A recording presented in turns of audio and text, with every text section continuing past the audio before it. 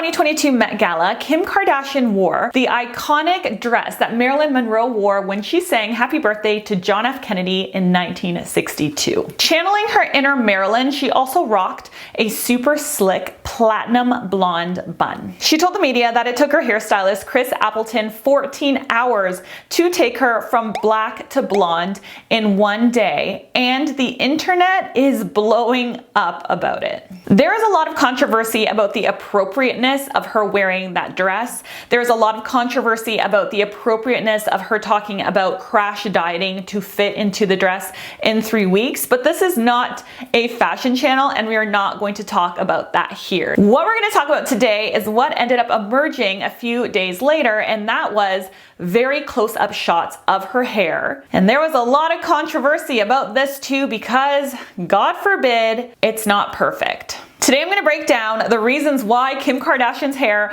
was not perfect at the Met Gala, and I'm also going to give you some opinions about why I think people are so distraught over the fact that her hair was not perfect. Let's go. As we often do on this channel, let's pull out our handy color chart, shall we? Level 1 is the blackest black that you can get. Level 10 is the most platinum blonde that you can get. If you want to go from a level 1, 2, which was Kim's hair before, to a level 10, you need to lighten the hair with lightener. When you lighten the hair with lightener, what you do is you expose something called the underlying pigment in the hair. And as you move up the levels, you go from underlying pigment of red, underlying pigment of orange, all the way to yellow, pale yellow, and then to white, which was Kim Kardashian's hair goal in this situation. The reason that it's often impossible to get hair from a level 1 or 2 to a level 10 in a really clean way is because it takes multiple lightening sessions to get you all the way from a black to a platinum,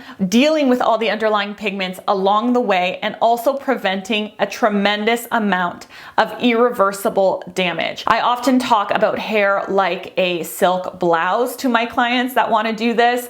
If you have a black silk blouse and you put it in a basin of bleach, it's going to become like orangey or reddish at first. You're going to bleach it and bleach it and bleach it and bleach it, and eventually you're going to get your silk blouse to be white, but at what cost? Is the silk still going to be silky, or are there going to be tons of holes in the blouse? Is it going to be falling apart? Is it going to be uneven? Getting something from black to white is extraordinarily difficult while maintaining the integrity or the health of the hair or the silk. So let's talk a little bit about this lifting process. In order to lift the hair from a level 1 or 2 to a level 10, Chris Appleton probably did platinum card applications, which basically means you take very, very fine sections of hair back to back to back to back to back with no hair left in between, and you color it with lightener and then you sandwich it with foils. The reason that you do this is that you need really super fine sections saturated with lightener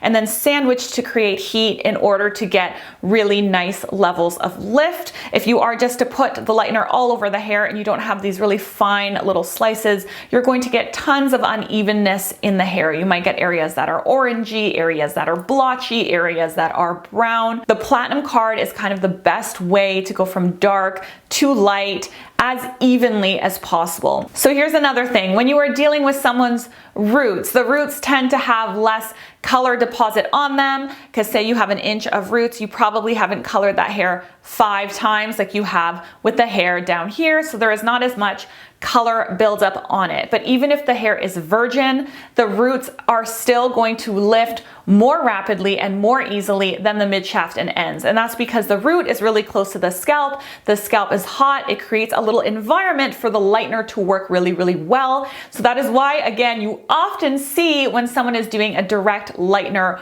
on the scalp application, you can often see hot roots where you get a platinum blonde root, you get a little banding of yellow, and then whatever's going on at the bottom. So now we go into toning that platinum blonde hair. Now, if some of the hair has lifted to a 10 and some of the hair has lifted to a 9, which is the close neighbor of the 10, but a direct enemy to the level 10 because it's yellow and level 10 is white, or pale yellow in the underlying pigment. When you apply a toner to ash out the hair and make it platinum, the roots that are typically a level 10 will go super white, and then right beside the root, which is likely a level 9, is going to look very yellow in comparison because you've removed all the warmth in the roots. So the yellow in the midshafts and ends now stands out as being super yellow, even though if you didn't have the contrast, it wouldn't even really look like that. It would just look like a white blonde. But as soon as you get a super platinum blonde beside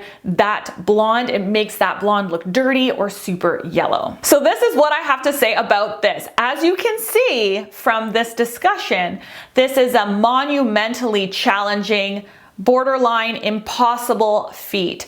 Doing this on someone from a level 1 to 10 in one day is next to impossible without a tremendous amount of damage, without banding, trying to get a perfect platinum, even zero yellow result. It is very hard. And just because it's Kim Kardashian and she is a major, massive celebrity and style and beauty icon, it does not change the fact that she still has the same biology as us little people of the world. This was an enormous job, and Chris Appleton was in the pressure cooker. I can't even imagine being him, having the biggest celebrity in the world as your client, and then attending one of the biggest events of the year, the Met Gala, wearing the dress of someone who is an icon in history. I wouldn't have done it. I would have said no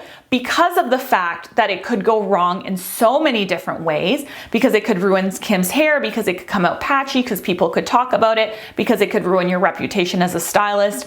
All of that pressure is unsurmountable, and the fact that he did it is incredible. So I really think that people that are leaving a lot of hate, especially hairstylists online, would never ever be under that kind of pressure. And if they were, they probably wouldn't take the job. So kudos to Chris Appleton. Not that he's ever going to watch this or that he needs my approval by any means, but the fact that he was brave enough to undergo such a massive transformation under such high pressure situation was really impressive. And I really do think he did a phenomenal job given the situation of Kim's hair. Now let's talk a little bit about why I think the internet is so obsessed with this story. Society seems to have an obsession with bringing women who are in a position of power or who are a public figure down. And the most iconic example of this is Britney Spears' fall from grace.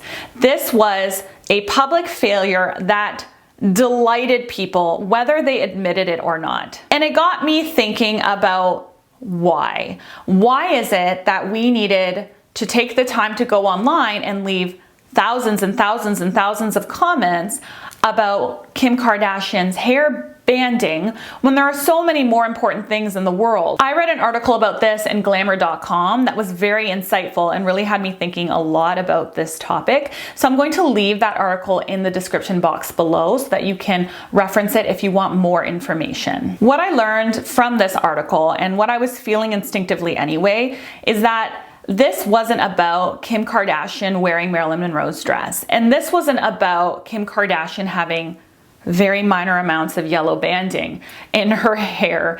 This was about a woman of power doing something unconventional and society being uncomfortable with it. This is really outlining society's desire for women of power to fail. You can see this in celebrity culture tenfold. As long as we have a highly visible woman that has the characteristics in society that we feel is acceptable for a woman, like the girl next door, the good girl, the sweet girl, these celebrities get idolized in society. But as soon as you have a woman that doesn't fall into the conventional stereotypes of how a woman or a lady should act in society, they are completely demonized. Someone that is sexual, that highlights sexuality, that is okay with showing a more dominant personality, that's a businesswoman, that has a strong opinion and can compete with men,